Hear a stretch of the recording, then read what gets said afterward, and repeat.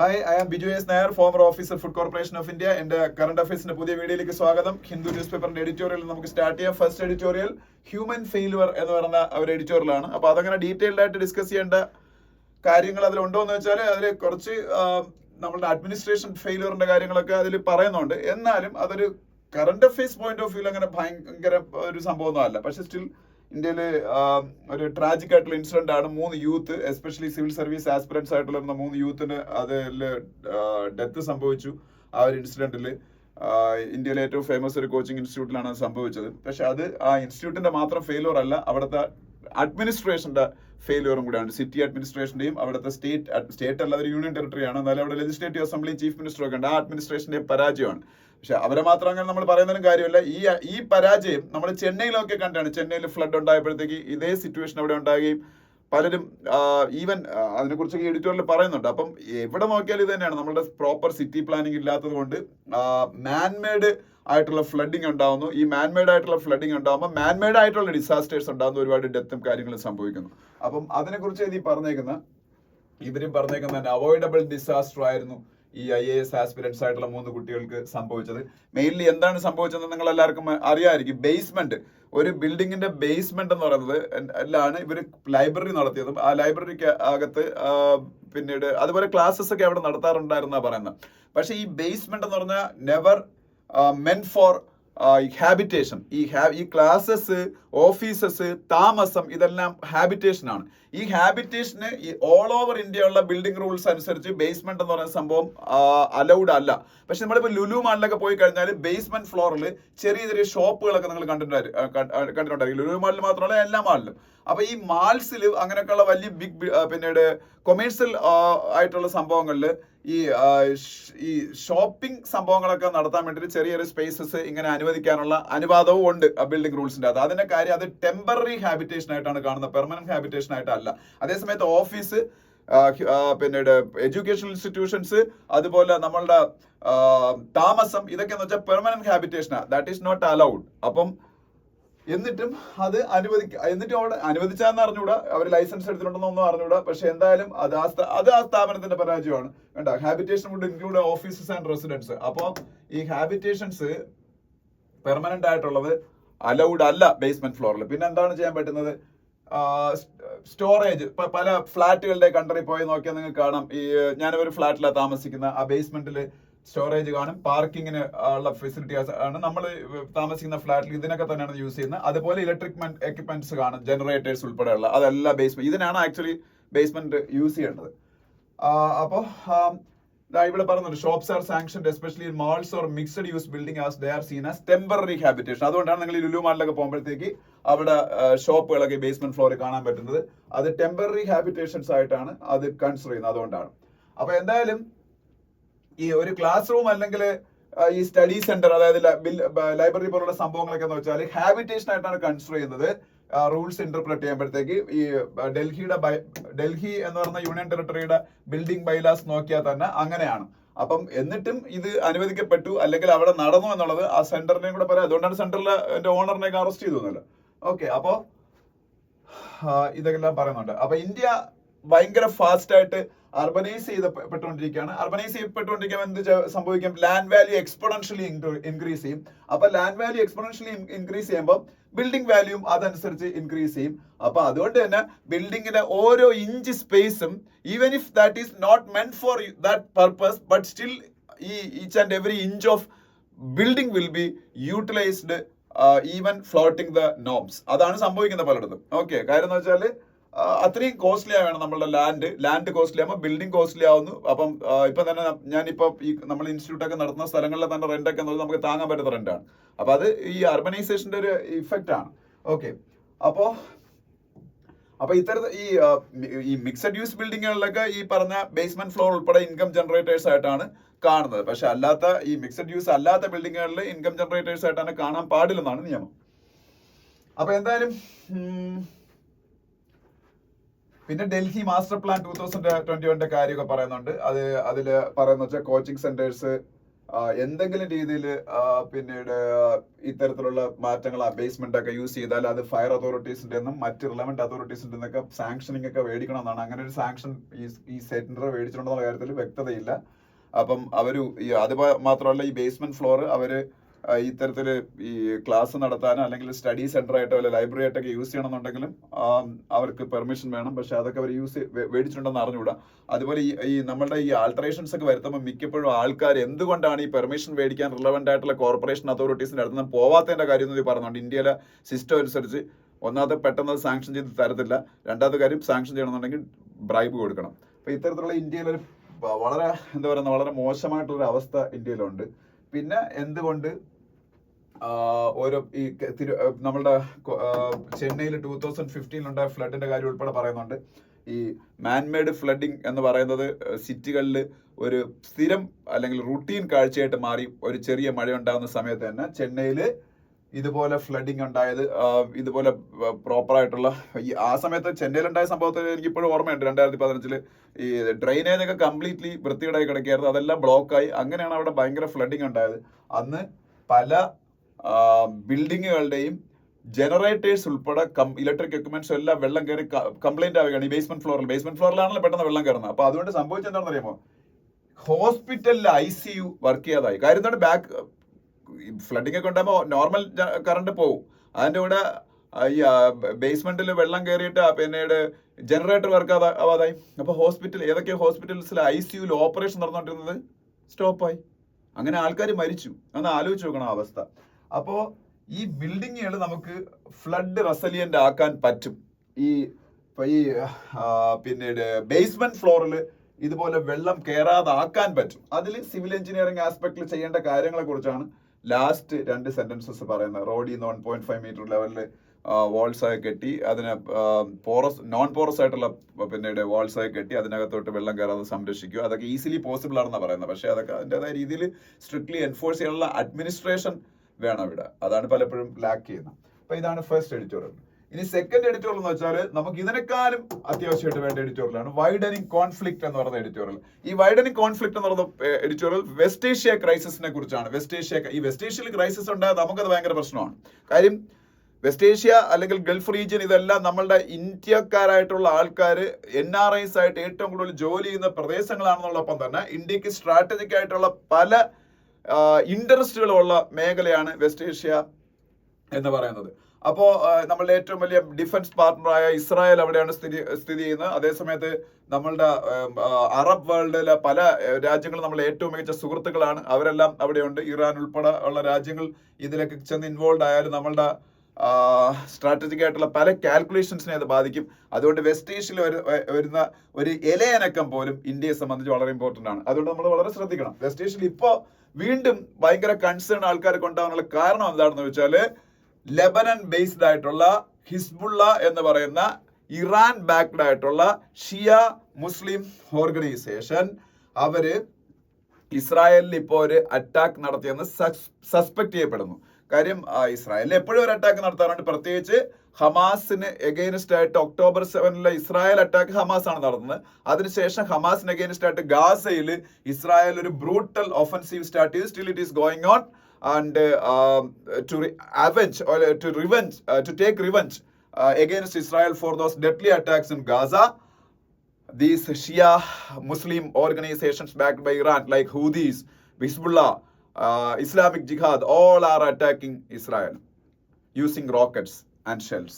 അപ്പൊ Hezbollah അന്നോട്ടെ Lebanon എന്ന് പറയുന്ന ഇസ്രായേലിന്റെ അതിർത്തിയിലാണ്, എനിക്കൊന്ന് നോർത്തേൺ അതിർത്തിയിൽ അങ്ങനെയാണ് ലെബനൻ എന്ന് പറയുന്ന രാജ്യം, അതാണ് നോർത്തേൺ ബോർഡറിലാണ് ലെബനൻ എന്ന് പറയുന്ന രാജ്യം നിൽക്കുന്നത്. അപ്പം അവിടെ നിന്നുകൊണ്ട് ഹിസ്ബുള്ള പല രീതിയിലുള്ള അറ്റാക്സ് അന്നോട്ട് ഇസ്രായേലിനെതിരെ സ്റ്റാർട്ട് ചെയ്തതാണ്. അപ്പൊ അതങ്ങനെ അറ്റാക്കും കൗണ്ടർ അറ്റാക്കും ആയിട്ട് ഇങ്ങനെ മുമ്പോട്ട് പൊയ്ക്കൊണ്ടിരിക്കുമ്പോൾ പക്ഷെ ഇപ്പൊ സംഭവിച്ചത് ഇസ്രായേൽ സിറിയയുടെ കയ്യിൽ നിന്ന് പിടിച്ചെടുത്ത ഒരു പ്രദേശമുണ്ട് ഗൊലാൻ ഹൈറ്റ്സ്. 1967 വാറില് ഇസ്രായേൽ സിറിയയുടെ കയ്യിൽ നിന്ന് പിടിച്ചെടുത്തിട്ട് ഇല്ലീഗലി ഒക്യുപ്പൈ ചെയ്ത് വെച്ചേക്കുന്ന പ്രദേശമാണ് ഗൊലാൻ ഹൈറ്റ്സ് അല്ലെങ്കിൽ ഗൊലാൻ കുന്നുകൾ എന്ന് പറയുന്നത്. അവിടെ ഇപ്പൊ ഹിസ്ബുള്ള ഒരു അറ്റാക്ക് നടത്തി. ആ അറ്റാക്കിൽ എന്ത് സംഭവിച്ചു എന്ന് ചോദിച്ചാൽ 12ഓളം കുട്ടികൾ ഫുട്ബോൾ ഫീൽഡിൽ കളിച്ചുകൊണ്ടിരിക്കുകയായിരുന്നു, അവര് മരിച്ചു. പക്ഷേ ഹിസ്ബുള്ള അപ്പൊ തന്നെ ആ ആക്രമണത്തിന്റെ ഉത്തരവാദിത്തം അവര് നിഷേധിച്ചു. അവര് പറഞ്ഞു ഞങ്ങളല്ല ഇതെന്ന്. കാര്യം പക്ഷെ അവരങ്ങനെ പറഞ്ഞെങ്കിലും അവരായിരിക്കാൻ സാധ്യതയുണ്ടെന്ന് ഈ ഹിന്ദുവിൽ തന്നെ പറയുന്നുണ്ട്. കാരണം എന്ന് വെച്ചാൽ ഇസ്രായേലി ഡിഫൻസ് ഫോഴ്സസിന്റെ IDF എന്നാണ് ഇസ്രായേലി ഡിഫൻസ് ഫോഴ്സസിന്റെ ഷോർട്ട് ഫോമിൽ അറിയപ്പെടുന്നത്. ഇവരുടെ ഒരു ബേസ് ക്യാമ്പ് കൊണ്ട് അതിനടുത്തുണ്ട്. അപ്പൊ അതിനെ ഇടയ്ക്കിടയ്ക്ക് ഹിസ്ബുള്ള ടാർഗറ്റ് ചെയ്യാറുണ്ട്.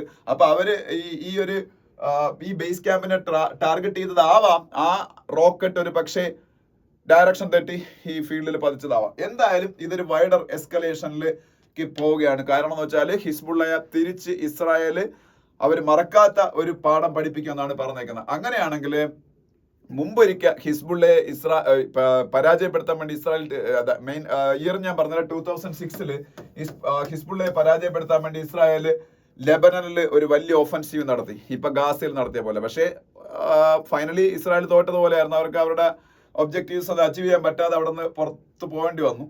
അപ്പോൾ അതുപോലൊരു ഒരു ഒഫൻസീവിലേക്ക് ഇസ്രായേൽ പോകാനുള്ള സാധ്യതയുണ്ട്, ഈ പ്രത്യേകിച്ച് അവരുടെ കുറച്ച് യങ് പോപ്പുലേഷൻ ഇതുവഴി മരിച്ചത് കൊണ്ട്. അപ്പോൾ അതിനെ കുറിച്ചൊക്കെ പറഞ്ഞേക്കുന്നത്. ഇപ്പൊ ഹിസ്ബുള്ളയുടെ അറ്റാക്ക് സ്ഥിരമായിട്ട് ഇസ്രായേലിലെ റീജിയൻസിന്റെ പേരൊക്കെ അവർ പറഞ്ഞിട്ടുണ്ട്. അന്ന് പഠിച്ചിട്ടും കുഴപ്പമില്ല. നോർത്തേൺ ഇസ്രായേലിന്റെ പല പല മേഖലകളിലേക്ക് ഹിസ്ബുള്ള നടത്തുന്ന അറ്റാക്സിൽ 60,000-ഓളം ഇസ്രായേലികൾ അവർക്ക് വീട് വിട്ട് പോകേണ്ടി വന്നു. ഇതൊരിക്കലും അവർക്ക് തിരിച്ചെത്താൻ കഴിഞ്ഞിട്ടില്ല.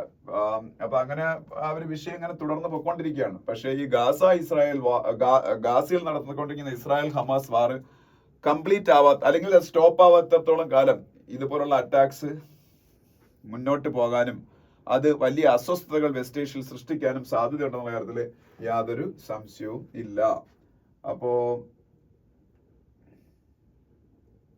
2006 ഈ ഇസ്രായേൽ ഞാൻ പറഞ്ഞില്ലേ ഈ ഹിസ്ബുള്ളയെ തുരത്താൻ വേണ്ടിയിട്ട് ഇതേ ലെബനിൽ അറ്റാക്ക് നടത്തിയിട്ട് അന്ന് ഇസ്രായേലിന് അതൊന്നും അച്ചീവ് ചെയ്യാൻ പറ്റിയില്ല. അവർക്ക് അവിടുന്ന് വെറും കൈയോടെ വിത്ഡ്രോ ചെയ്യേണ്ടതൊന്നും മാത്രമല്ല, ലെബനനിലെ ചില പ്രദേശങ്ങൾ ഇസ്രായേൽ വർഷങ്ങളോളം ഇല്ലീഗലി ഒക്യുപ്പൈ ചെയ്ത് വെച്ചിരുന്നു. ആ പ്രദേശങ്ങൾ ഉൾപ്പെടെ അവർക്ക് അന്ന് ഒഴിഞ്ഞു പോകേണ്ടി വന്നു.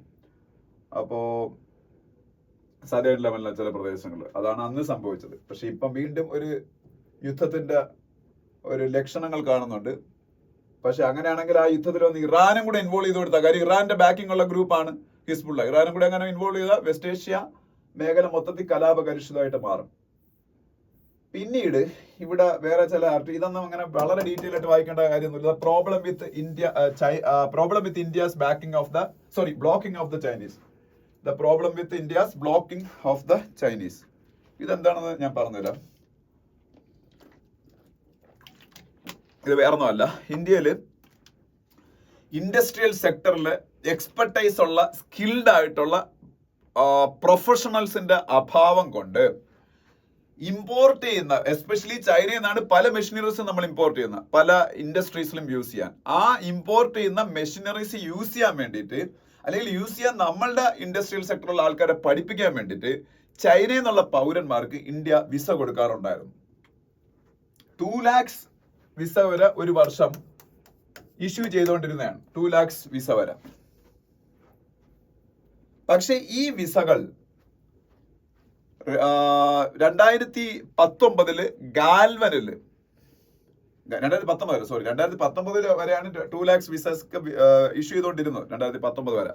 2020 കോവിഡിന്റെ സമയത്ത് ലഡാക്ക് കേന്ദ്രീകരിച്ച്, ഗാൽവൻ മേഖലയൊക്കെ കേന്ദ്രീകരിച്ച് ഇന്ത്യയുടെയും ചൈനയുടെയും പട്ടാളക്കാർ തങ്ങളുടെ വലിയ പ്രോബ്ലം ഉണ്ടാക്കി. ഇന്ത്യയുടെ കുറച്ച് പട്ടാളക്കാർ കൊല്ലപ്പെടുകയും ചൈനയുടെ പട്ടാളക്കാരും കൊല്ലപ്പെടുകയും, ചൈന ഇല്ലീഗലി ആ ലഡാക്ക് മേഖലയിലെ പല പ്രദേശങ്ങളിലും കയറി ഓക്യുപ്പൈ ചെയ്യേക്കാനുള്ള വിഷയം ഉണ്ടായപ്പോൾ ഇന്ത്യ നാഷണൽ സെക്യൂരിറ്റി മുൻനിർത്തി ഈ ചൈനീസ് പൗരന്മാർക്ക് വിസ കൊടുക്കുന്നത് നിർത്തുകയോ അല്ലെങ്കിൽ വളരെയധികം കുറയ്ക്കുകയോ ചെയ്തു. അപ്പൊ ഈ വർഷം ആ 2 ലക്ഷം എന്നുള്ള സംഭവം കുറഞ്ഞ് 2000-ൽ താഴെ ആൾക്കാർക്ക് മാത്രമേ ചൈനീസ് വിസ കൊടുക്കുന്നുള്ളൂ. ചൈനീസ് ആൾക്കാർക്ക് മാത്രമേ വിസ കൊടുക്കുന്നുള്ളൂ. എന്തായിരിക്കും കാരണം? സെക്യൂരിറ്റി റീസൺസ് തന്നെയാണ്.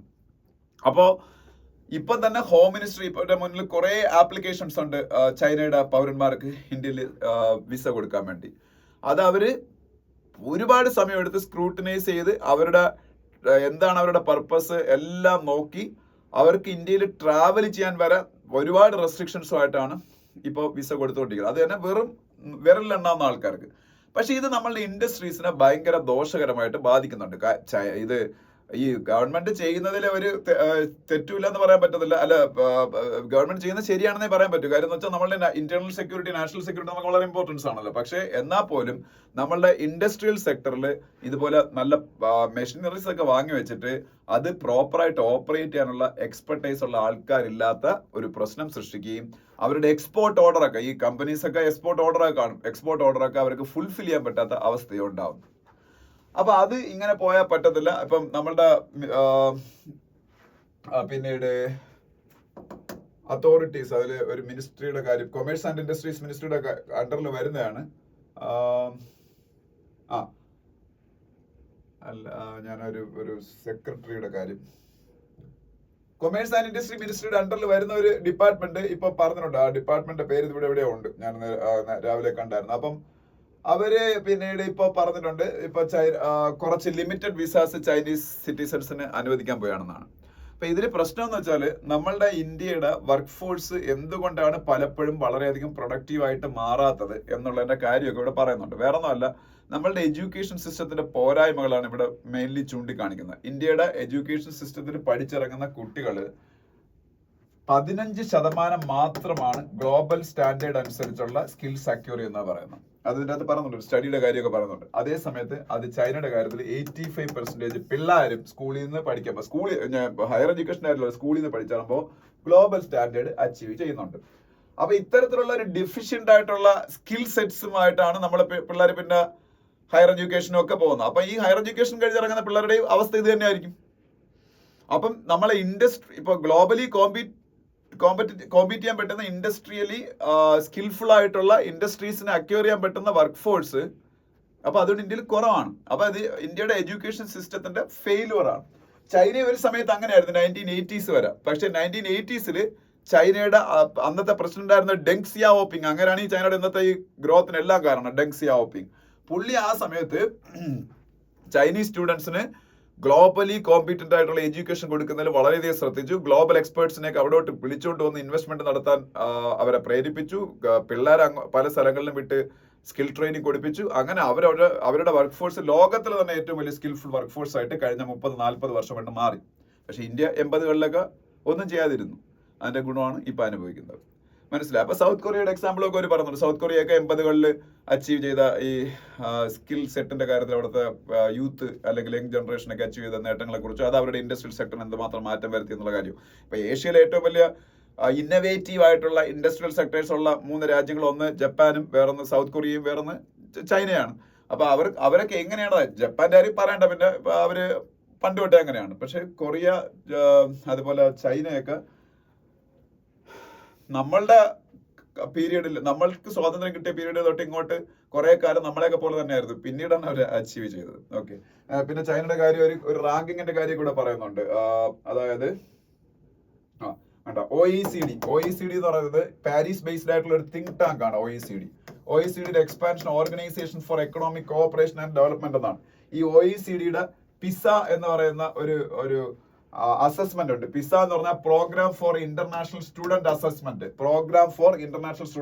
അസസ്മെന്റ്. പിസ OECDയുടെ ഒരു അസസ്മെന്റ് ആണ്. അതിൽ ലോകത്തിലെ ഏറ്റവും നല്ല എഡ്യൂക്കേഷൻ സിസ്റ്റം ഉള്ള, ഏറ്റവും നല്ല ക്വാളിറ്റി സ്റ്റുഡൻസ് ഉള്ള എവിടെ നിന്നാണ് അവർ അത് ഇവാലുവേറ്റ് ചെയ്യുന്നത്. അതിൽ സക്സസീവ് ആയിട്ടുള്ള ഇയേഴ്സിന് വേൾഡിലെ ഏറ്റവും ബെസ്റ്റ് പെർഫോമൻസ് ചൈനീസ് സ്റ്റുഡൻസ് ആണെന്നാണ്. അപ്പം ഏറ്റവും നല്ലൊരു വർക്ക് ഫോഴ്സ് അവർക്കുണ്ട്, ഏറ്റവും നല്ല സ്കിൽഡ് ആയിട്ടുള്ള ടെക്നീഷ്യന്മാരുണ്ട്. അപ്പൊ അവരുടെ കഴിവുകൾ നമ്മളെ രാജ്യത്ത് നമ്മളുടെ പ്രൊഫഷണൽസുമായിട്ട് ഷെയർ ചെയ്യുക. അതിൽ നിന്ന് ഷെയർ ചെയ്യാതിരുന്നാൽ സംഭവിക്കാൻ പോണ കാര്യം, ഇപ്പൊ മോഡിയുടെ ആത്മനിർഭർ ഭാരത് സ്കീം ഒക്കെ ഉണ്ട്. ആത്മനിർഭർ ഭാരത് എന്ന് വെച്ചാൽ സെൽഫ് റിലയന്റ് ഇന്ത്യ. എല്ലാ മേഖലയിലും സെൽഫ് റിലയന്റ്. ഇപ്പൊ ഇൻഡസ്ട്രിയൽ സെക്ടറിലൊക്കെ സെൽഫ് റിലയന്റ് ആവണമെന്നുണ്ടെങ്കിൽ നമുക്ക് ആവാനൊക്കെ പറ്റും. പക്ഷെ അതിന് വേണ്ടിയിട്ട് ഇങ്ങനെയുള്ള മണ്ടത്തരങ്ങൾ കാണിക്കാതിരിക്കണം എന്നാ പറയുന്നത്. പക്ഷെ മണ്ടത്തരം ഒന്നും പറയാൻ പറ്റത്തില്ല. കാര്യം നമ്മളൊരു രാജ്യം ശത്രുവായിട്ട് കാണുമ്പോൾ, അവരൊരു എനിമി നേഷനായിട്ട് ഇരിക്കുമ്പോഴത്തേക്ക് അവിടുത്തെ സിറ്റിസൺസ് നമുക്ക് വെറുതെ അങ്ങ് ക്ലിയറൻസസ് കൊടുക്കുന്നതിലും ബുദ്ധിമുട്ടുണ്ട്. പുള്ളി ഇപ്പൊ ഇതിൽ ഇത്രയും ലിസ്റ്റ് ഔട്ട് ചെയ്ത് പറഞ്ഞിരുന്ന കാര്യങ്ങളെല്ലാം കറക്റ്റാണ് നമ്മളെ സംബന്ധിച്ച്. പക്ഷെ എന്നാലും നമ്മുടെ വീട്ടിന്റെ അകത്ത് നമുക്കൊരു ശത്രുവിന് നമുക്ക് ഗുണത്തിന് വേണ്ടിയിട്ടാണെങ്കിൽ പോലും അയാൾ ശത്രുവായിട്ട് ഇരിക്കുന്നിടത്തോളം കാലം അയാൾക്കൊരു ആക്സസ് കൊടുക്കാൻ കുറച്ച് ബുദ്ധിമുട്ടായിരിക്കുമല്ലോ. നമ്മൾ കൊടുക്കും, പക്ഷേ അത് വളരെ ശ്രദ്ധിച്ചേ കൊടുക്കുകയുള്ളൂ. അതാണ് ഇവിടെ സംഭവിക്കുന്നത്. അപ്പൊ എന്തായാലും വിയറ്റ്നാം, ചൈന ഇതുപോലുള്ള രാജ്യങ്ങളെല്ലാം ഗ്ലോബൽ, ചൈനയുടെ കാര്യം വിട്ടേക്ക്, വിയറ്റ്നാം ഒരു കുഞ്ഞ് രാജ്യമാണ്. അത് ഒരുപാട് വർഷം അമേരിക്കയായിട്ടൊക്കെ യുദ്ധത്തിൽ എൻഗേജ് ചെയ്ത രാജ്യമാണ്. അവർക്കൊക്കെ ഗ്ലോബൽ മാനുഫാക്ചറിംഗിൽ ഉള്ള ഷെയർ എന്ന് പറഞ്ഞാൽ ഇന്ത്യക്കാളും കൂടുതലാണ്. വിയറ്റ്നാമിനൊക്കെ ഇന്ത്യക്ക് വെറും 1.3% ഉള്ളൂ ഗ്ലോബൽ എക്സ്പോർട്ടിലൊക്കെ ഷെയർ എന്ന് പറയുന്നത്. അപ്പൊ ആ വിയറ്റ്നാം പോലും ഇന്ത്യക്കാളും ഒരുപാട് മുന്നിലെത്തി. ഇനിയെങ്കിലും നമ്മളുടെ ആ ലാസ്റ്റ് ബസ് മിസ് ചെയ്യാതിരിക്കാൻ, ലാസ്റ്റ് ബസ്സെങ്കിലും മിസ് ചെയ്യാതിരിക്കാൻ നമ്മൾ കുറച്ചുകൂടെ ചൈനക്കാരെ കൊണ്ട് ഇങ്ങോട്ട് വരണമെന്ന് മാത്രമല്ല പറയുന്നത്. നമ്മളുടെ ഹയർ എഡ്യൂക്കേഷൻ സിസ്റ്റം, നമ്മളുടെ സ്കൂൾ എഡ്യൂക്കേഷൻ സിസ്റ്റം, ഇതെല്ലാം ഭാവിയുടെ അല്ലെങ്കിൽ ലോകത്തിന്റെ നീഡ്സ് അനുസരിച്ച് ആക്കാനുള്ള ശ്രദ്ധ ഗവൺമെന്റ് കാണിക്കണം. കാര്യം വേൾഡിലെ ടോപ്പ് യൂണിവേഴ്സിറ്റീസിന്റെ കൂടുതൽ ഇന്ത്യ എന്നൊന്നും ഇല്ല. ഇന്ത്യയിലെ വേൾഡിലെ ടോപ്പ് 100 യൂണിവേഴ്സിറ്റിയിലൊന്നും ഇന്ത്യ എന്നില്ല. ചൈനയിൽ നിന്ന് കുറേ ഉണ്ട്. അപ്പൊ അതാണ്. പിന്നെ താഴോട്ട് any further delay in census taking is perilous എന്ന് പറയുന്ന ഒരു ആർട്ടിക്കിൾ ഉണ്ട്. അത് സംഭവം വേറെ ഒന്നുമല്ല.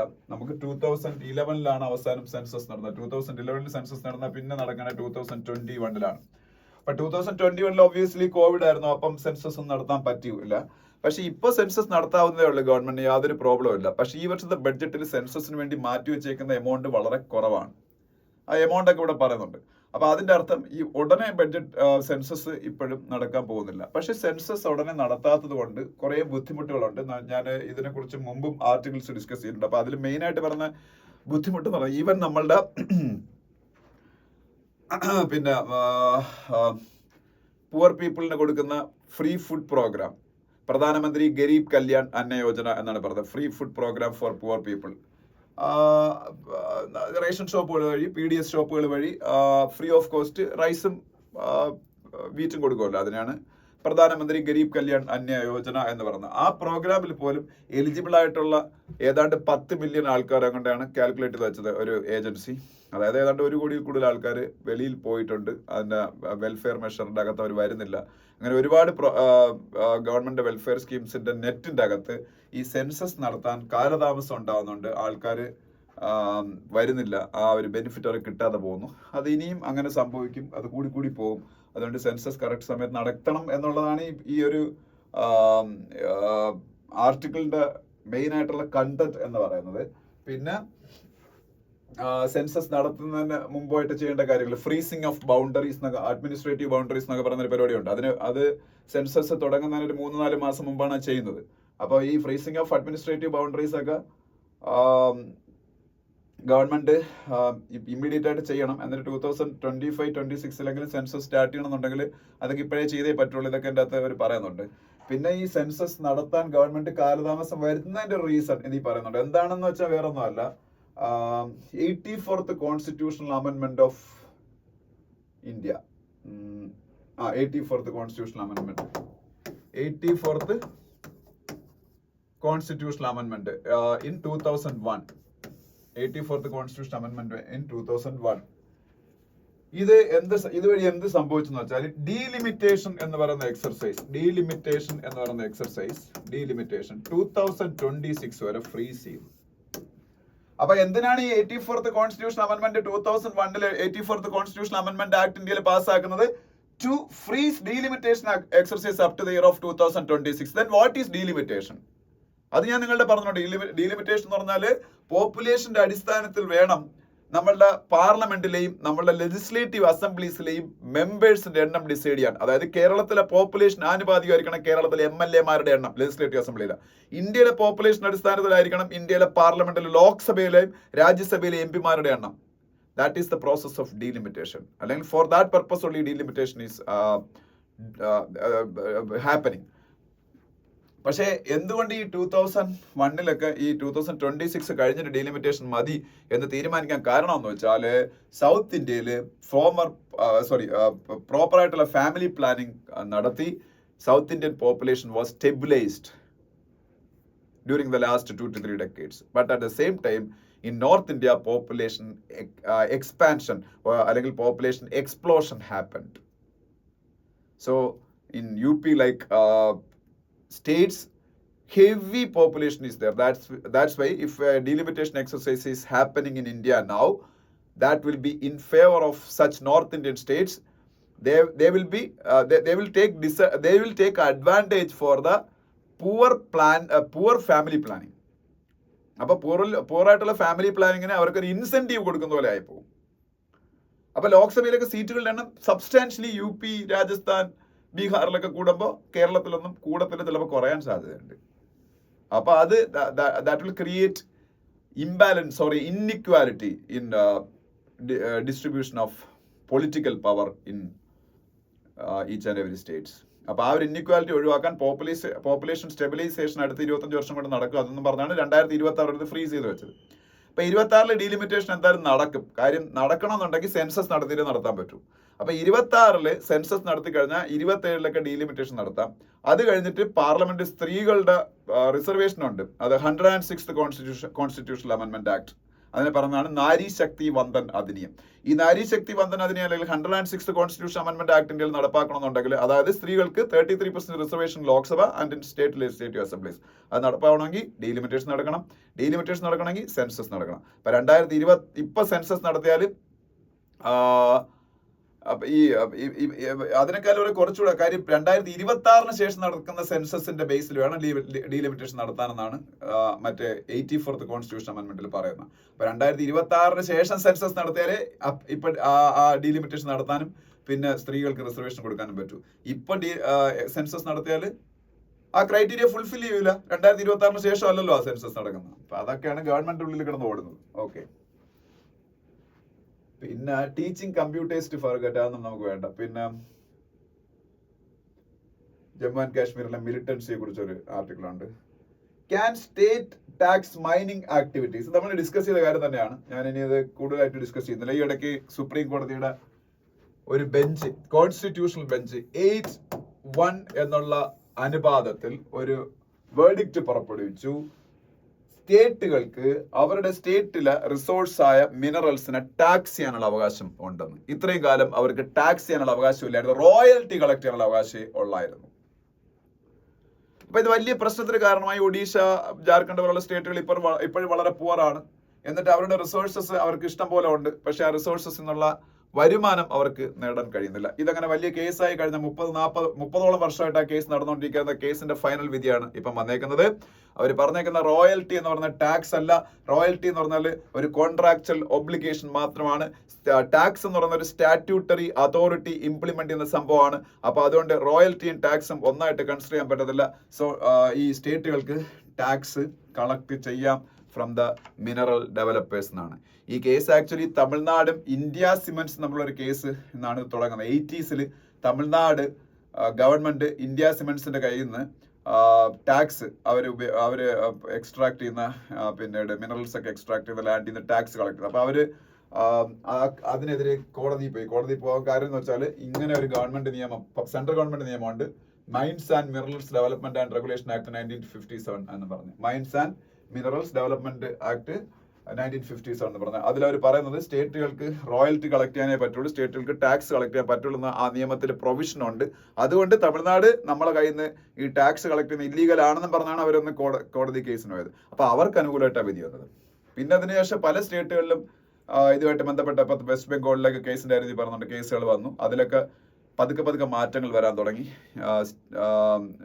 സ്റ്റേറ്റിന് അനുകൂലമായിട്ട് ചെറിയ ചേഞ്ചസ് വരുന്നു. 2011 സുപ്രീം കോടതിയുടെ ചീഫ് ജസ്റ്റിസ് ഒരു 9-അംഗ ബെഞ്ചിലേക്ക് ഇത് വിധിയാണ്. അതിന്റെ വിധിയാണ് ഇപ്പം വന്നത്. 12 വർഷമായി ആ ബെഞ്ചിലേക്ക് വിട്ടിട്ട്. അപ്പോ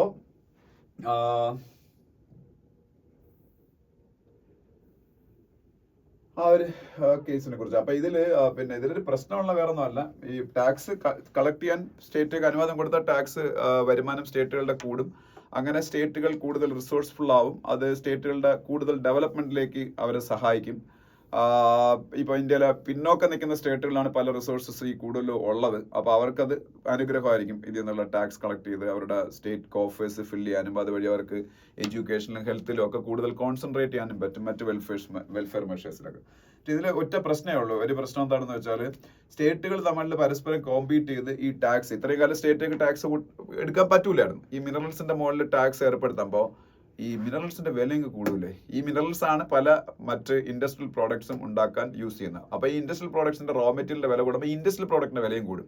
അപ്പൊ അത് ഇന്ത്യയിലെ ജനങ്ങളുടെ ജീവിതത്തെ ബാധിക്കും, മൊത്തം ഡെവലപ്മെന്റിനെ പിന്നോക്ക് വലിക്കാൻ സാധ്യതയും ഉണ്ട് എന്ന് ഇതിൽ ഡിസെൻഡിങ് വോയിസ് ആയിട്ട് ഒരു ജഡ്ജ് രേഖപ്പെടുത്തി. അതുകൊണ്ടാണ് 9 ജഡ്ജിമാരിൽ 8 പേരാണ് സപ്പോർട്ട് ചെയ്ത്, ഒരാൾ ഒപ്പോസ് ചെയ്തില്ല. ഒപ്പോസ് ചെയ്ത ആളുടെ റീസണെങ്കിലും കാര്യമുണ്ട്. അപ്പൊ അതും ഇതിൽ പറയുന്നുണ്ട്. അതിന് റെഗുലേറ്ററി മെക്കാനിസം ആകാനും സെൻട്രൽ ഗവൺമെന്റ് കൊണ്ടുവന്നാൽ മതി. ഇത്രയാണ് ഇന്നത്തെ പ്രധാനപ്പെട്ട ആർട്ടിക്കിൾസ്. പിന്നെ അതിനടുത്ത പേജിൽ പോകുമ്പോൾ പ്രധാനപ്പെട്ട 1-2 കാര്യങ്ങൾ പറയാനുണ്ട്. ഒന്ന് ക്വാഡ് മീറ്റിംഗ്. ക്വാഡിന്റെ ഫോറിൻ മിനിസ്റ്റേഴ്സിന്റെ മീറ്റിംഗ് ഇപ്പൊ നടന്നു. എവിടെ വെച്ച്? ജപ്പാനിൽ വെച്ച്. ജപ്പാനിലെ ടോക്കിയോയിൽ വെച്ചാണ് ഈ മീറ്റിംഗ് നടന്നത്. ജപ്പാനിലെ ക്വാഡ് എന്താണെന്ന് നിങ്ങൾക്ക് എല്ലാവർക്കും അറിയാം. India, USA, Japan, Australia. ആ ക്വാഡിന്റെ മീറ്റിംഗ് ഇപ്പോ അവിടെ വെച്ച് നടന്നപ്പോൾ അതിൽ ഇന്ത്യയെ റെപ്രസെന്റ് ചെയ്ത ഓബ്വിയസ്ലി ഇന്ത്യയുടെ ഫോറിൻ മിനിസ്റ്റർ ആയിരിക്കുമല്ലോ. കാര്യം ഫോറിൻ മിനിസ്റ്റേഴ്സ് മീറ്റിംഗ് ആണ് നടന്നത്. അപ്പൊ അവർ കുറെ ഡിസിഷൻസ് ഒക്കെ അവിടെ എടുത്തു. അതിലൊരു പ്രധാനപ്പെട്ട ഡിസിഷൻ എന്ന് പറയുന്നത് IPMDA എന്ന് പറഞ്ഞൊരു സംഭവമുണ്ട്. IPMDA എന്ന് പറഞ്ഞാൽ Indo Pacific partnership for maritime domain awareness. IPMDA, Indo Pacific partnership for maritime domain awareness. അപ്പം ഇൻഡോ പസഫിക് മേഖലയുടെ സെക്യൂരിറ്റിയും ചൈനയുടെ കയ്യിൽ നിന്ന് വരുന്ന ചലഞ്ചസ് ഡിഫെൻഡ് ചെയ്യുകയാണ് ആക്ച്വലി ക്വാഡിന്റെ മെയിൻ ഉദ്ദേശം എന്ന് പറയുന്നത്. അപ്പൊ സ്വാഭാവികമായിട്ട് ഇൻഡോ പസഫിക് മേഖലയിലെ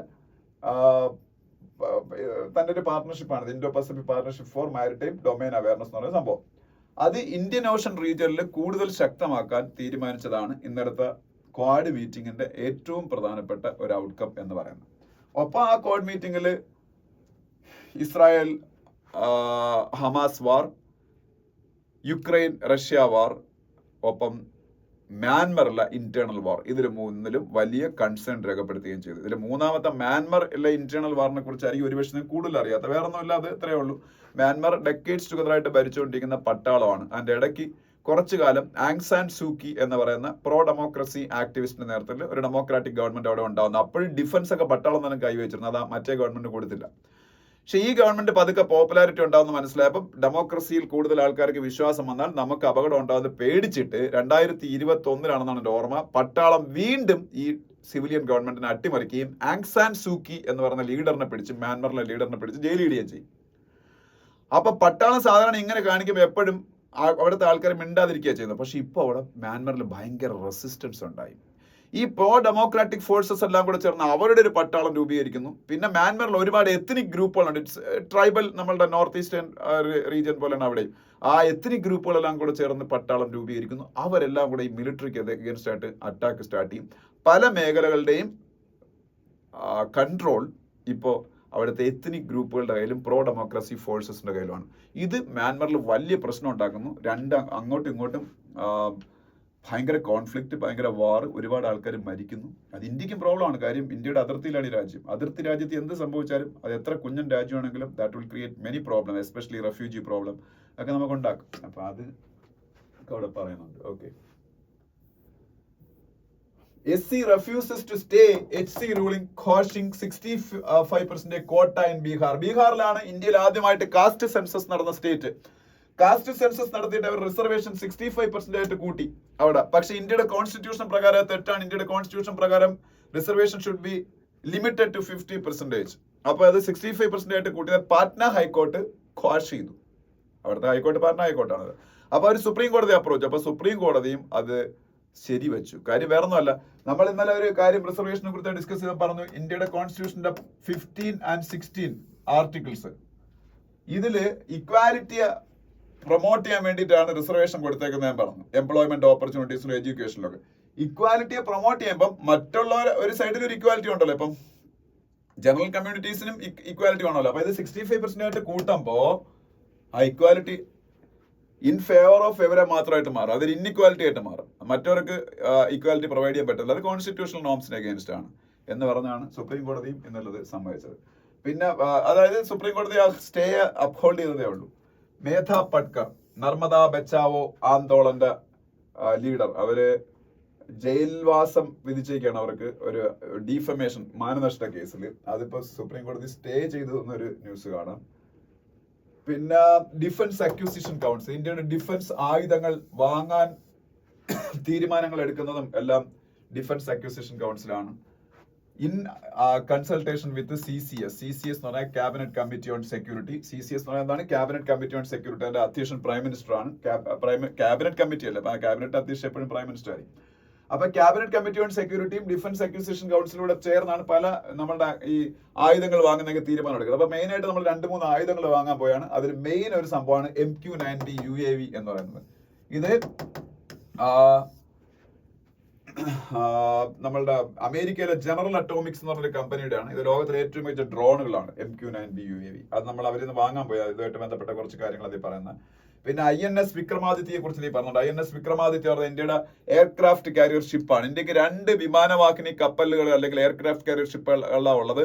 ഒന്ന് INS വിക്രമാദിത്യയും മറ്റത് INS വിക്രാന്തും. INS വിക്രാന്ത് ഇന്ത്യയിൽ ഉണ്ടാക്കിയത് നമ്മൾ റഷ്യയിൽ നിന്ന് വാങ്ങിയതാണ്. ഓക്കെ, ഇനി അതിനടുത്ത പേജിൽ പോകുമ്പോൾ ഈ പേജ് നമുക്ക് ഒന്നും വേണ്ട, കാര്യം ഫുൾ പൊളിറ്റിക്കൽ ന്യൂസുകളാണ്. അതിനടുത്ത പേജിൽ പോകുമ്പോൾ centre likely to move ILO against its India employment report news ആണ്. ILO എന്താണ്? ഇന്റർനാഷണൽ ലേബർ ഓർഗനൈസേഷൻ, UN-ന്റെ ഒരു ഓർഗനൈസേഷനാണ് ILO, international labour organisation. Labour centric ആയിട്ടുള്ള പോളിസീസ് ഒക്കെ വേൾഡിൽ ഇംപ്ലിമെന്റ് ചെയ്യുന്നതൊക്കെ ILO ആണ്, ത്രൂ ILO ആണ്. അപ്പൊ ILO ഇന്ത്യയിലെ അൺഎംപ്ലോയ്മെന്റ് റേറ്റുമായിട്ട് ബന്ധപ്പെട്ട് ഈ ഇടയ്ക്ക് ഒരു റിപ്പോർട്ട് പുറത്തുവിട്ടിരുന്നു. ആ റിപ്പോർട്ട് മുഴുവൻ തെറ്റാണ് എന്നും പറഞ്ഞ് ഇന്ത്യ ILOക്കെതിരെ കംപ്ലൈന്റുമായിട്ട് അവരെ സമീപിക്കാൻ പോയാണ്. അവർ പറയുന്നത് വെച്ചാൽ ഗവൺമെന്റ് പറയുന്നത് ഇന്ത്യയിലെ അൺഎംപ്ലോയ്മെന്റ് റേറ്റ് ILO പറഞ്ഞിരിക്കുന്നത് കറക്റ്റ് അല്ല, കാര്യം അതിലെ കാൽക്കുലേഷനിലൊക്കെ മിസ്റ്റേക്ക് ഉണ്ട്. ഇന്ത്യയിലെ അൺഎംപ്ലോയ്മെന്റ് റേറ്റ് കണ്ടുപിടിക്കാൻ ഏറ്റവും നല്ലത് ലേബർ ഫോഴ്സ് പാർട്ടിസിപ്പേഷൻ റിപ്പോർട്ട് എന്ന് പറയുന്ന ഒരു സംഭവം നമ്മൾ പ്രിപ്പയർ ചെയ്യുന്നുണ്ട്. അതാണ് കൂടുതൽ കറക്റ്റ് എന്നൊക്കെ പറയുന്നത്. അപ്പൊ എന്തായാലും ഞാൻ ജസ്റ്റ് പറഞ്ഞതാ, നിങ്ങൾ മനസ്സിലാക്കാൻ പറഞ്ഞേ ഉള്ളൂ. Centres internship scheme A win win four industry academy എന്നൊരു ഇത് കാണാം. അത് ഈ ബഡ്ജറ്റിലൊരു ഇന്റേൺഷിപ്പ് പ്രോഗ്രാമിനെ കുറിച്ച് ഞാൻ പറഞ്ഞില്ലേ, 1 crore യൂത്തിന് അടുത്ത 4 വർഷം 5 വർഷം കൊണ്ട് കണ്ട ഇന്റേൺഷിപ്പ് കൊടുക്കുമ്പോഴത്തേക്ക് എന്താണ് മന്ത്ലി 5000 രൂപ വീതം അപ്രന്റിഷിപ്പും പിന്നീട് അലവൻസ് കിട്ടും, പ്ലസ് ഒരു 6000 റുപ്പീസ് വൺ ടൈം ഇതായിട്ടും കിട്ടും. അപ്പൊ ടോട്ടൽ 66,000 റുപ്പീസ് ആ 1 ഇയർലി പിള്ളേർക്ക് കിട്ടും. അപ്പം ഇന്ത്യയിലെ ടോപ്പ് 500 കമ്പനീസിലായി സ്കിൽ ട്രെയിനിങ് കൊടുക്കുന്നത്. അപ്പോൾ അത്രയും നല്ലൊരു ഇൻഡസ്ട്രിയൽ എക്സ്പീരിയൻസും കിട്ടും, അത് അവരെ ജോലി കിട്ടാൻ സഹായിക്കും. അപ്പോൾ നല്ലൊരു സ്കീമാണെന്നാണ് പറഞ്ഞത്. അപ്പോൾ ഇന്ത്യയിലെ ടോപ്പ് 500 കമ്പനീസിലാണ് ഇത് കൊടുക്കുന്നത്. പിന്നെ കമ്പനികളുടെ CSR ഫണ്ടിങ്ങിന്റെ 10% ഇതിനുവേണ്ടി ഉപയോഗിക്കാന്ന് പറഞ്ഞത്. CSR എന്ന് പറഞ്ഞാൽ corporate social responsibility. Corporate social responsibility എന്ന് പറഞ്ഞാൽ ഇന്ത്യയിലെ ടോപ്പ് കമ്പനീസ് അവരുടെ പ്രോഫിറ്റിന്റെ 2% സൊസൈറ്റിക്ക് വേണ്ടി സ്പെൻഡ് ചെയ്യണം, അതായത് സമൂഹത്തിന് വേണ്ടി സ്പെൻഡ് ചെയ്യണം. അതാണ് corporate social responsibility. Okay, project tiger will displace 5.5 lakh tribals എന്നൊരു ന്യൂസ് കാണാം. ഗ്ലോബൽ ടൈഗർ ഡേ ആയിരുന്നു ഇന്നലെ. ഗ്ലോബൽ ടൈഗർ ഡേ എന്ന് പറയുന്നത് ഇന്നലെ ആകുമ്പോൾ July 29 ആയിരുന്നു. അപ്പം അതൊന്ന് നോക്കിക്കൊള്ളണം. അപ്പൊ പ്രോജക്ട് ടൈഗർ എന്ന് പറഞ്ഞാൽ നമുക്കറിയാലോ, ഇന്ത്യയിൽ ടൈഗർ പോപ്പുലേഷൻ കൂട്ടാൻ വേണ്ടിയിട്ടുള്ള പ്രോഗ്രാമാണ് പ്രോജക്ട് ടൈഗർ. NDC ആണ് ഇന്ത്യയിൽ നടപ്പാക്കുന്നത്. NDC എന്ന് പറഞ്ഞാൽ national tiger conservation authority. NDC national tiger conservation authority. അതുകൊണ്ടാണ് ഇന്ത്യയിൽ ഒരുപാട് ടൈഗർ റിസർവ്സ് ഉള്ളത്. കേരളത്തിലുണ്ടല്ലോ പെരിയാർ ടൈഗർ റിസർവ്. ഇതിൽ ചില ടൈഗർ റിസർവുകളുടെ പേര് പറയുന്നുണ്ട്. ഇത് ഒരുപാട് ട്രൈബൽസിന് പക്ഷേ ആ ഏരിയ നിന്ന് ഡിസ്പ്ലേസ് ചെയ്യുന്നതിന് കാരണമാണെന്നുള്ള ഒരു സ്റ്റഡിയായി പറഞ്ഞേക്കുന്നത്. Kumbhalgarh wildlife sanctuary Rajasthan, Nauradehi wildlife sanctuary Madhya Pradesh, Ranipur tiger reserve Uttar Pradesh. ഇതിന്റെയൊക്കെ പേരുണ്ട്. അവിടെ നിന്നൊക്കെയാണ് ഏറ്റവും കൂടുതൽ ആൾക്കാർ ഡിസ്പ്ലേസ്ഡ് ആയത്. അപ്പൊ ആ ടൈഗർ റിസർവ്സിന്റെ ഒക്കെ പേരെന്ന് പഠിച്ചു വെച്ചേക്ക്, ഏത് സ്റ്റേറ്റിലാണെന്ന്. പിന്നെ ഇത്രയാണ് ആ പേജ്. അതിനടുത്ത പേജിൽ പോകുമ്പോ ഇന്ത്യയിൽ ഭയങ്കരമായിട്ട് ഡിജിറ്റൽ റവല്യൂഷൻ നടക്കുന്ന ആർബിയുടെ എന്നുള്ള റിപ്പോർട്ട് വന്നിട്ടുണ്ട്. ആർബിയുടെ ആ റിപ്പോർട്ടിന്റെ പേര് report on currency and finance എന്ന് പറയുന്ന റിപ്പോർട്ടാണ്. അത് ചിലപ്പോൾ ചോദിക്കാം, ഈ ആർബിയുടെ കുറെ റിപ്പോർട്ടുണ്ട്. ഇങ്ങനെ ഒരു സംഭവം ഉണ്ട്. അത് ആരാണ് ചെയ്യുന്നത് ചോദിക്കും. AQR എന്ന് പറഞ്ഞാൽ അസറ്റ് ക്വാളിറ്റി റിവ്യൂ. AQR എന്താണ്? Asset quality review. ആരാണ് ചെയ്യുന്നത് ചിലപ്പോൾ ചോദിക്കാം. ആരാണ്? Reserve Bank of India. അതുപോലെ ആർബിയുടെ റിപ്പോർട്ടാണ് report on currency and finance. അവർ പറയുന്നത് ലോകത്തിൽ തന്നെ ഏറ്റവും കൂടുതൽ ഡിജിറ്റൽ റവല്യൂഷൻ നടക്കുന്ന രാജ്യമായിട്ട് ഇന്ത്യ മാറിയിരിക്കുകയാണ്. എസ്പെഷ്യലി ഡിജിറ്റൽ പേയ്മെന്റ് കാര്യത്തിലൊക്കെ നമ്മളാണ് വേൾഡ് നമ്പർ 1. അപ്പൊ അതുമായിട്ട് ബന്ധപ്പെട്ട കാര്യമാണ്. പിന്നെ NCAER പഠിച്ചു വെച്ചേക്കാം, national council for applied economic research. National council for applied economic research അവർ തിങ്ക് ടാങ്ക് ആണ്, ഡൽഹി ബേസ്ഡ് ആയിട്ടുള്ള. അവർ പറഞ്ഞേക്കുന്നത് ഇന്ത്യയുടെ GDP ഈ വർഷം 7 to 7.5% ഗ്രോ ചെയ്യുന്നതാണ്. 7 തൊട്ട് 7.5% വരെ ഇന്ത്യയുടെ GDP ഗ്രോ ചെയ്യുന്നതാണ് NCAER, national council for applied economic research പറഞ്ഞേക്കുന്നത്. അതും ഒന്ന് പഠിച്ചു വെച്ചേക്കുക. പിന്നെ ഗ്ലോബൽ ഫ്രൈറ്റ് കോസ്റ്റ് കൂടുന്നു. ഫ്രൈറ്റ് കോസ്റ്റ് കൂടുമ്പോൾ സ്വാഭാവികമായിട്ട് സാധനങ്ങളുടെ വില കൂടും. ഫ്രൈറ്റ് കോസ്റ്റ് കൂടാൻ മെയിൻ റീസൺ റെഡ് സീയിൽ ഉണ്ടായിരിക്കുന്ന പ്രശ്നങ്ങളാണ്. ഈ റെഡ് സീയിൽ ഈ ഹൂതീസ് ഒക്കെ ഇസ്രായേലി ബൗണ്ടുകളായ ഷിപ്പുകളെയൊക്കെ അറ്റാക്ക് ചെയ്യുന്നുണ്ട്. ഇപ്പൊ പല ആൾക്കാർക്കും സൂയസ് കനാൽ വഴി പോകാൻ പറ്റാതെ യൂറോപ്പിലോട്ടൊക്കെ പോകേണ്ടവർ സൗത്ത് ആഫ്രിക്കയിലെ കേപ്പ് ഓഫ് ഗുഡ് ഹോപ്പ് വഴിയൊക്കെ ഇറങ്ങിയൊക്കെയാണ് പോകുന്നത്. പിന്നെ ഈ അറ്റാക്ക് ഉണ്ടാകുന്നതുകൊണ്ട് ഈ ഫ്ലൈറ്റിന്റെ ഇൻഷുറൻസ് എമൗണ്ടും കൂടുന്നു. അങ്ങനെയൊക്കെയുള്ള കാരണങ്ങളും സ്വാഭാവികമായിട്ട് ഫ്ലൈറ്റ് കോസ്റ്റ് കൂടും. അത് വലിയ പ്രോബ്ലംസ് ക്രിയേറ്റ് ചെയ്യുന്നുള്ളൊരു ഇതാണ്. പിന്നെ അടുത്ത ഇന്റർനാഷണൽ പേജിൽ പോകുമ്പോൾ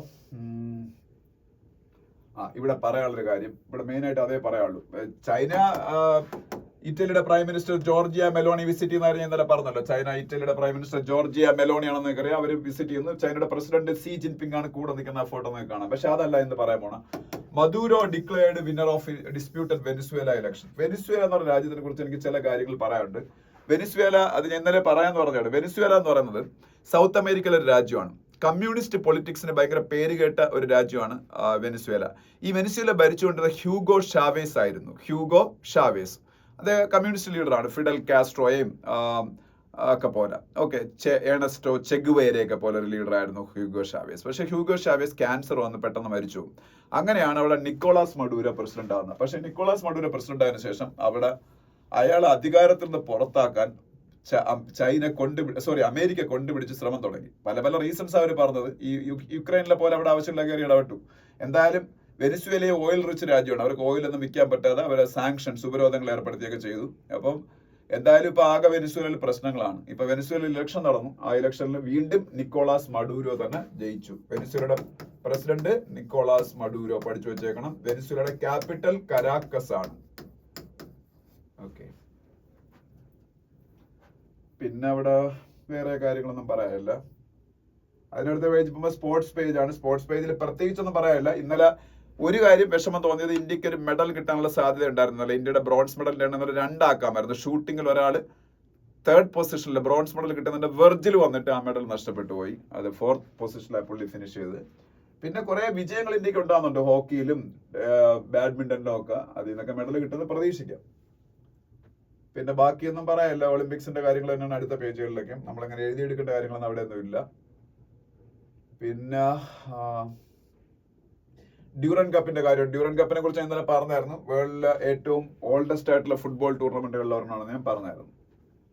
പിന്നെ ഹിന്ദുവിന്റെ ഫ്രണ്ട് പേജിലുള്ള ന്യൂസുകളിൽ എല്ലാം പൊളിറ്റിക്കൽ ന്യൂസാണ്. ഒന്നുപോലും നമുക്ക് ആവശ്യമുള്ള ന്യൂസ് ഇല്ല. ഹേമന്ത് സോറൻ, ജാർഖണ്ഡിന്റെ ചീഫ് മിനിസ്റ്ററിന് ഈയിടയ്ക്ക് ഹൈക്കോടതിയിൽ നിന്ന് ബെയിൽ കിട്ടി. അപ്പൊ അതിനെ അനുകൂലിച്ചുകൊണ്ട് സുപ്രീം കോടതി നടത്തിക്കുന്ന ഒരു പരാമർശം. അരവിന്ദ് കെജ്രിവാളിനെതിരെ CBI എക്സൈസ് പോളിസി കേസിൽ ചാർജ് ഷീറ്റ് ഫയൽ ചെയ്ത കാര്യം. അങ്ങനെയൊക്കെയുള്ള കുറച്ച് കാര്യങ്ങളാണ്. പിന്നെ IAS കോച്ചിങ് സെന്ററിൽ ഉണ്ടായ ഫ്ലഡിങ്ങിനെ കുറിച്ച്, അതിൽ നടത്തിയ അറസ്റ്റ്, അതൊക്കെയാണ് അവിടെ പറയുന്നത്. പിന്നെ ഈ പേജുകളിലൊന്നും ഒന്നുമില്ല. എന്താ പറയാൻ, ഒന്നുമില്ല. എല്ലാം സ്റ്റേറ്റ് പേജിലൊന്നും നമുക്ക് വലിയ ന്യൂസ് കാണത്തില്ല. റയറായിട്ട് എന്തെങ്കിലും കാണുന്നതാണ്. പക്ഷെ ഇന്നത്തെ പത്രത്തിലൊന്നുമില്ല. ഓക്കെ, അപ്പം പിന്നെ ഈ മേക്കഡാട്ട് എന്ന് പറയുന്ന സംഭവം ഒന്ന് പഠിച്ചു വെച്ചാൽ. മേക്കഡാട്ട് തമിഴ്നാടിന്റെയും കർണാടകത്തിന്റെ ഇടയിൽ വലിയ വിഷു ആയിട്ട് നിൽക്കുന്ന ഒരു സംഭവമാണ് മേക്കഡാട്ട്. ആക്ച്വലി ഇത് കാവേരി റിവറിൽ കർണാടകം ഉണ്ടാക്കുന്ന ഒരു വാട്ടർ റിസർവോയർ ആണ്. ഇങ്ങനെ ഉണ്ടാക്കി കഴിയുമ്പോൾ തമിഴ്നാട്ടിലേക്കുള്ള വാട്ടർ ഫ്ലോ അത് ബാധിക്കും എന്ന് പറഞ്ഞാൽ തമിഴ്നാട് പ്രശ്നം ഉണ്ടാക്കുന്നത്. പക്ഷെ കർണാടകം പറഞ്ഞാൽ അങ്ങനെ ഒരു പ്രശ്നമല്ല. അങ്ങനെയായ കർണാടകത്തിന് തമിഴ്നാട്ടിലേക്ക് കൂടുതൽ വെള്ളം റിലീസ് ചെയ്യാൻ പറ്റും. ഈവൻ ഡ്യൂറിംഗ് ഡ്രോട്ട് സിറ്റുവേഷനിൽ പോലും കാര്യം റിസർവോയറിൽ വെള്ളം ശേഖരിക്കുന്നുണ്ട്. അതുകൊണ്ട് നടപ്പാക്കാൻ അനുവദിക്കണമെന്നാണ് കർണാടകക്കാർ. എന്തായാലും മേക്കഡാട്ട് പ്രോജക്ട് എവിടെയാണ് വരുന്നത് പഠിച്ചു വെച്ചാൽ കാവേരി റിവറിലാണ്. ഓക്കെ, ഇതൊരു പ്രോബ്ലമാറ്റിക് വിഷയം ആയതുകൊണ്ട് ചിലപ്പോൾ എക്സാമിനൊക്കെ ചോദിക്കാം. ഇത്രയാണ് ഇന്നത്തെ ഹിന്ദുവിൽ നമുക്ക് ഡിസ്കസ് ചെയ്യാനുള്ള കാര്യങ്ങൾ. അപ്പം എല്ലാവരും വീഡിയോ കാണുക. വീഡിയോ കണ്ടതിന് ശേഷം അഭിപ്രായങ്ങൾ കമന്റുകളായിട്ട് പറയുക, ലൈക്ക് ചെയ്യുക, നമ്മളുടെ വീഡിയോ ഷെയർ ചെയ്യുക. നിങ്ങൾ എല്ലാവർക്കും ആയിട്ട് സബ്സ്ക്രൈബ് ചെയ്തിട്ടില്ലാത്തവർ സബ്സ്ക്രൈബ് ചെയ്യുക. Thank you for watching the video. നമുക്ക് വീണ്ടും നാളെ ഇതേ സമയത്ത് കാണാം.